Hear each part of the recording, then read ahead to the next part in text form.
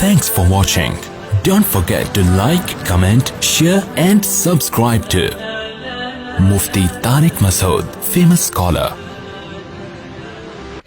تو بچپن کی بڑی ویلیو ہے بچے کو جس چیز کا عادی. دیکھو یہ جو ہم چائنیز پہ حیران ہوتے ہیں کہ کتے بلی کیسے کھا لیتے ہیں, یہ ہمیں تو الٹی آتی ہے نا دیکھ کے.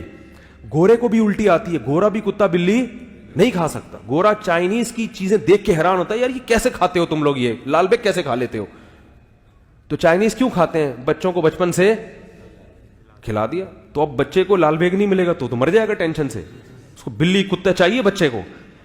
تو جو گند بچپن میں کھلا دیا بچہ اس کا عادی ہو گیا. ہم نے نہیں کھائی تو ہمارے ہاں کوئی دین کو فالو نہیں بھی کرتا, پھر بھی کتا, وہ کہتا ہے یار اتنا بھی کتا نہیں ہوں کہ میں اتنے کتے پنے پہ بھی نہیں آ سکتا کہ میں کتا ہی کھانا شروع کروں. اتنا لبرل گورا اتنا لبرل نہیں بن سکا اب تک. بچپن کی بڑی اہمیت ہے بھائی. جو بچے کو سکھاؤ گے, جس چیز جو ماحول دو گے, بچہ اسی ماحول کا عادی بنے گا. تبھی تو رسول اللہ صلی اللہ علیہ وسلم نے فرمایا کل مولود یولد علی الفطرہ فأبواہ یہودانہ او ینصرانہ او یمجسانہ. ہر بچہ فطرت پہ پیدا ہوتا ہے, نیک پیدا ہوتا ہے, شریف پیدا ہوتا ہے, اچھا پیدا ہوتا ہے, مسلم پیدا ہوتا ہے. باپ دادا اس کو یہودی بنا دیتے ہیں, عیسائی بنا دیتے ہیں, مجوسی بنا دیتے ہیں, آگ کی پرستش کرنے والا, وہ بگاڑتے ہیں, ماحول بگاڑتے ہیں ان کو. ہر بچہ اچھا ہی پیدا ہوتا ہے, اچھائی کو پسند کرتا ہے وہ.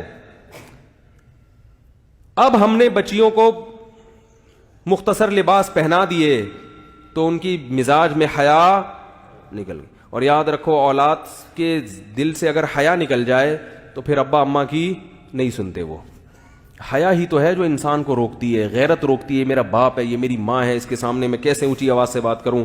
لیکن جب شرم نکل گئی بس ختم. تو جب بیٹیاں جو ہے نا, بیٹیاں باپ کے سامنے جب ان کے سر پہ چادر ہو تو وہ زیادہ اچھی لگتی ہیں. آپ تجربہ کر کے دیکھ لیں. جوان بیٹی باپ کے سامنے سر پہ چادر رکھ کے بیٹھے گی, باپ کو اس پہ پیار زیادہ ہے. یہ رشتہ ایسا ہے. سگی بہن بھائی کے سامنے تھوڑا سا سمٹ کے بیٹھے گی, سر پہ چادر ہو تو بھائی کو وہ بہن زیادہ اچھی لگی. یہ رشتہ ایسا ہے, اللہ نے بنا, یہ چینج نہیں ہو سکتا. لیکن کھرچ کھرچ کے ہمارا معاشرہ تباہ ہو گیا, کھرچ کھرچ کے.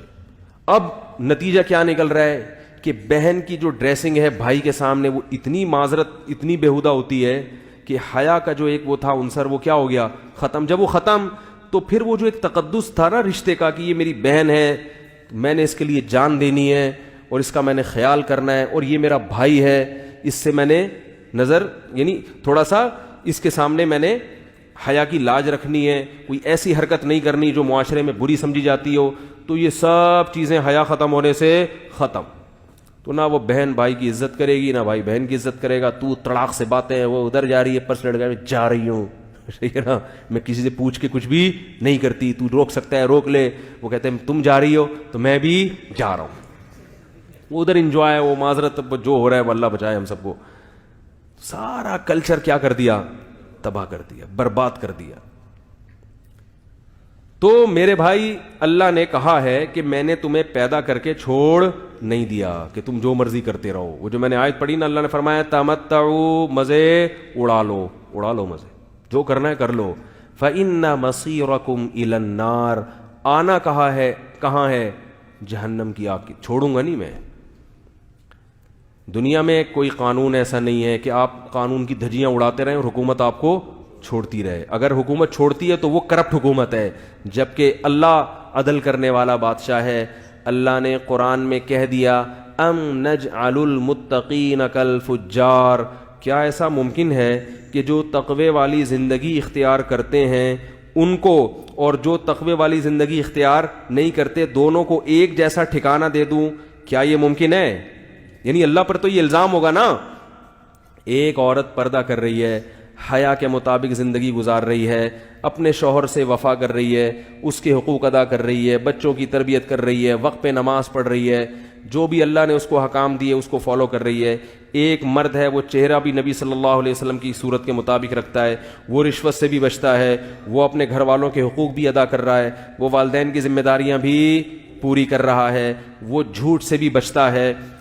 ایک تو یہ ہے مرنے کے بعد یہ بھی مٹی ہو جائے, اور چور, اچکے, چرسی, ہیروئن چیٹ, قاتل, ڈاکو وہ بھی مرنے کے بعد, بولو نا بھائی, زنا کرنے والے وہ بھی مٹی ہو جائیں. تو اللہ فرماتے ہیں اگر مٹی کر کے ختم کرنا ہے تو یہ مجھ پر الزام ہے کہ میں نیک بننے والے کو کوئی اجر نہیں دے رہا اور برائی کرنے والے کو سزا نہیں دے رہا, تو پھر نیک بننے والا نیک کیوں بنے؟ کیا کہ اللہ جب دیکھو اگر آپ کو ایم اے کے پیپر دینے ہیں, آپ نے ماسٹر کرنا ہے کسی میں, اور آپ محنت کر رہے ہو, لیکن کسی نے آپ کے کان میں آ کے بتا دیا کہ حکومت نے اعلان کیا ہے کہ ایم اے اسلامیات یا ایم اے انگلش یا کوئی بھی جو ہے نا ماسٹر جب آپ کرو گے تو حکومت نے یہ یعنی یہ کلاس ہی ختم کر دی ہے, آپ محنت کرو مگر کوئی ایگزام نہیں ہے, اور رزلٹ یا ایگزام تو ہوگا مگر ایگزام میں پاس کون ہوگا فیل کون ہوگا یہ رزلٹ حکومت نے اناؤنس کرنا ہی نہیں, پرچے جلا دے گی گورنمنٹ. تو آپ تیاری کرو گے؟ بولے کہ بھائی یہ امتحان ہی نہیں ہے, یا امتحان تو ہے لیکن رزلٹ ہی اناؤنس نہیں ہوگا, تو میں پاگل ہوں جو میں اتنی محنت کروں, ہے بھائی کوئی نتیجہ جب نکلنا ہی نہیں ہے. تو یاد رکھو اگر کوئی نتیجہ نہیں ہے, آخرت نہیں ہے, ہم نے مرنے کے بعد زندہ ہو کے حساب و کتاب نہیں دینا, تو ہم کیوں پھر محنت کریں, ہم اچھے بن کے کیوں زندگی گزاریں؟ پھر تو ہر آدمی کو کیا ہونا چاہیے, جس کی لاٹھی اس کی بھینس, پھر تو مزے اڑاؤ. مفتی طارق مسعود صاحب کے بیانات سننے کے لیے youtube.com/مفتی طارق مسعود کو سبسکرائب کریں, اور اگر آپ لائیو ویڈیو کو کبھی بھی مس نہیں کرنا چاہتے ہیں تو سبسکرائب کرنے کے بعد بیل آئیکن پہ کلک کرنا مت بھولیں. جزاک اللہ.